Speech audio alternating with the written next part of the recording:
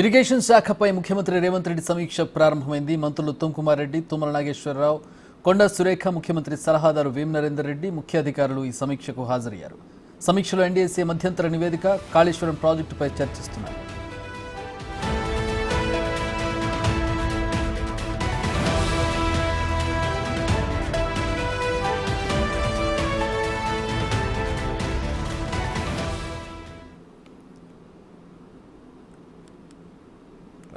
ముఖ్యమంత్రి సమీక్షకు సంబంధించి పూర్తి వివరాలు మా డిప్యూటీ బ్యూరో చీఫ్ సాదిక్ అందించడానికి లైవ్లో అందుబాటులో ఉన్నారు. సాదిక్, ఏ అంశాల మీద ప్రధానంగా చర్చ జరుగుతోంది?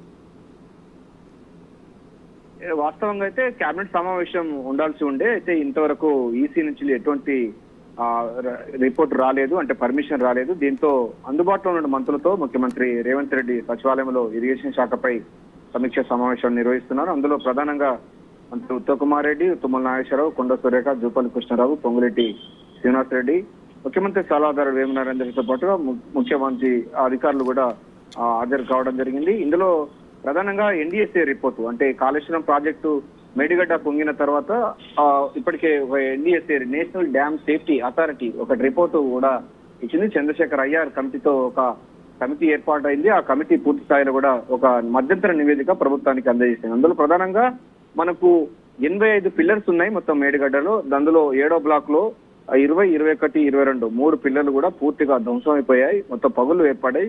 ఈ అంశం పైన పూర్తి స్థాయిలో నిర్మాణ లోపాలు కానీ, ఏజెన్సీ లోపాలు కానీ, అదేవిధంగా ఇతరత్ర సంబంధించిన అంశాలన్నిటిపైన కూడా ఎన్డీఎస్ఏ మొత్తం నిపుణులతో ఒక రిపోర్ట్ ను తయారు చేసింది. అది ప్రభుత్వానికి అందజేసింది. మధ్యంతర నివేదిక పైన ముఖ్యమంత్రి రేవంత్ రెడ్డి అయితే ప్రస్తుతం సమీక్ష సమావేశం నిర్వహిస్తున్నారు. ఎన్డీఎస్సీ రిపోర్ట్ లో ప్రధానంగా చక్రి దీంట్లో మీరు రిపేర్ చేయాలి, ప్రభుత్వానికి చేయాలని ఒక సిఫార్సు చేసింది. ఆ సిఫార్సులకు అనుగుణ రిపేర్ ఎప్పుడు చేయాలి, ఎట్లా చేయాలి, నిపుణుల కమిటీ చేయాల్సిన అవసరం ఉందనే అంశం పైన ఏం చేస్తే బాగుంటుందని పైన కూడా ఈ రోజు కేబినెట్ ఉంటే కేబినెట్ లో ఒక విధానపరమైన నిర్ణయం తీసుకొని ముందుకు వెళ్లేవారు.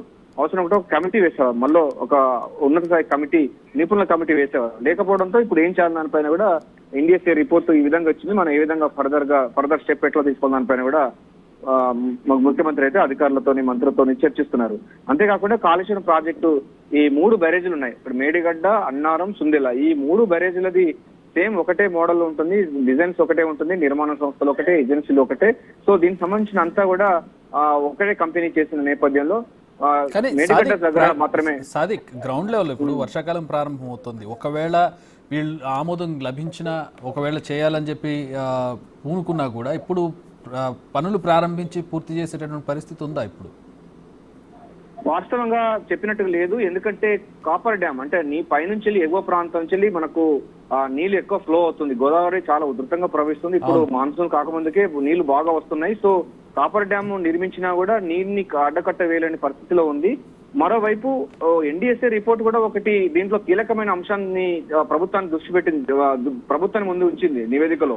మీరు రిపేర్ చేయండి, ఒకవేళ రిపేర్ చేసినా అది ఉంటుందని గ్యారంటీ లేదని కూడా స్పష్టం చేస్తూ కూడా రిపోర్ట్ లో పొందుపరిచింది. సో ఒకవేళ దాన్ని రిపేర్ చేసినా కూడా, దానికి ఏమన్నా మరమ్మతు చేసినా కూడా అది ఉంటుందా అన్న గ్యారంటీ కూడా ఇవ్వలేమని కూడా ఎన్డీఎస్ఏ రిపోర్టు ఇచ్చింది. మరోవైపు మాన్సూన్ సీజన్ ప్రారంభమైన నేపథ్యంలో మనకు ఎగువన గోదావరి నుంచి వెళ్ళి వరద ఉధృతి కొనసాగుతుంది. ఇప్పటికే ప్రాణహిత నుంచి వెళ్ళి కూడా నీళ్లు భారీ స్థాయిలో మహారాష్ట్ర నుంచి వస్తున్నాయి. గోదావరి ఉధృతి అవుతుంది.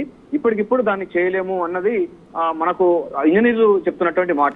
ఇప్పుడు ఆన్ పేపర్ ఎవరు చేయాలి, ఎలా చేయాలి అంత కార్యరూపం దాల్చి, ఒక పేపర్ మీద అంతా వచ్చినా కూడా, రూపం వచ్చినా కూడా కార్యరూపం దాల్చాలంటే వర్షాకాలం పూర్తి అవ్వాలి. వర్షాకాలం పూర్తయి నీళ్లు అడ్డుకట్టపడే అవకాశం ఉంటే తప్పితే పనులు ప్రారంభం కావు. సో అందుకోసమని ఇప్పుడు ఈ వర్షాకాలంలో అసలు నీళ్లు నిలిపే పరిస్థితి లేదు, దాన్ని రిపేర్ చేసే పరిస్థితి. ఈ వర్షాకాలం కూడా ఈ మేడిగడ్డ అన్నది నీళ్లు నిలిపలేని పరిస్థితిలో ఉంటుంది. నిరుపయోగమే అని చెప్పొచ్చు. ఎందుకంటే ఇప్పటికిప్పుడు చేయాలంటే చాలా యుద్ధ ప్రాతిపదికన కాదు, ఇంకా మొత్తం మిలిటరీ దింపినా కూడా అది పూర్తిగానే పరిస్థితి మేడిగడ్డ దగ్గర ఉంది. ఎందుకంటే చాలా మటుకు అక్కడ ఇప్పటికే ఎగువ నీళ్లు వస్తున్నాయి, కాపర్ డ్యామ్ లేదు, ఏం లేదు. ప్లస్ ఎన్డీఎస్ఏ రిపోర్ట్ మాత్రం ఒక మధ్యంతర నివేదిక ఇచ్చింది, మీరు దీన్ని రిపేర్ చేయాలి, రిపేర్ చేసినా కూడా ఉంటుందనే గ్యారంటీ లేదు. దీన్ని జియో ఫిజికల్ సర్వే అనేది ఒకటి చేయాల్సిన అవసరం ఉంది. ఎందుకంటే ల్యాండ్ సంబంధించిన పూర్తి స్థాయిలో కుంగుబాటు అన్నది ఒక 2-3 మీటర్లు కిందికి కుంగిన నేపథ్యంలో జియో ఫిజికల్ టెస్ట్ చేయాలి. ఇది పూర్తిగా నిపుణులు చేయాల్సింది. పూణే, అదేవిధంగా హైదరాబాదు, ఇతర సంబంధించిన రాష్ట్రాల్లో నిపుణుల కమిటీలు ఉన్నాయి. వారు వచ్చి ఇక్కడ ఈ జియో శాటిలైట్ సంబంధించిన సర్వే చేయాలి, జియో సంబంధించిన చేయాల్సిన అవసరం ఉంది. వాళ్ళందరూ వచ్చేసరికి కమిటీ వేసేసరికి ఉన్నసరి కమిటీ వేసి ఇదంతా చేయడానికి ఈ తక్కువ పీరియడ్ సరిపోదు. సో ఈ రకంగా చూసినట్టయితే మేడిగడ్డ దగ్గర ఈ సంవత్సరం నీటిని ఆపే పరిస్థితి లేదు, నీటిని తోడిపరిచే పరిస్థితి లేదు. వరద ఉధృతున్న నేపథ్యంలో ఈ పిల్లలు పొంగినటువంటి అవి కొట్టుకుపోయే ప్రమాదం కూడా ఉంది. సో ఇప్పుడు ఏం చేయాలి దీనిపైనే అని ముఖ్యమంత్రి రేవంత్ రెడ్డి ఇప్పుడు ఇరిగేషన్ శాఖ అధికారులతో మాట్లాడుతున్నారు. దీనికి ఎట్లా చేస్తే బాగుంటుందని ఒకటి, కేబినెట్ సమావేశంలో కనుక ఉన్నట్లయితే కేబినెట్ కనుక ఉన్నట్లయితే దీనిపైన ఒక విధానపరమైన నిర్ణయం తీసుకునే వాళ్ళు. అందుకోసం నిపుణుల కమిటీ ఎన్డీఎస్ఏ రిపోర్ట్ కు అనుగుణంగా మరో ఒక నిపుణుల కమిటీ వేసి ఆ నిపుణుల కమిటీ సిఫార్సుకు అనుగుణంగా ప్రభుత్వం ముందుకు వెళ్లే ఆస్కారం ఉండేది. ఈ రోజు కేబినెట్ సమావేశం లేకపోవడంతో ప్రభుత్వం ఎటువంటి నిర్ణయం తీసుకోబోతుంది, ఎటువంటి ఫర్దర్ స్టెప్ తీసుకోబోతుంది దానిపైన ఆసక్తికత నెలకొంది.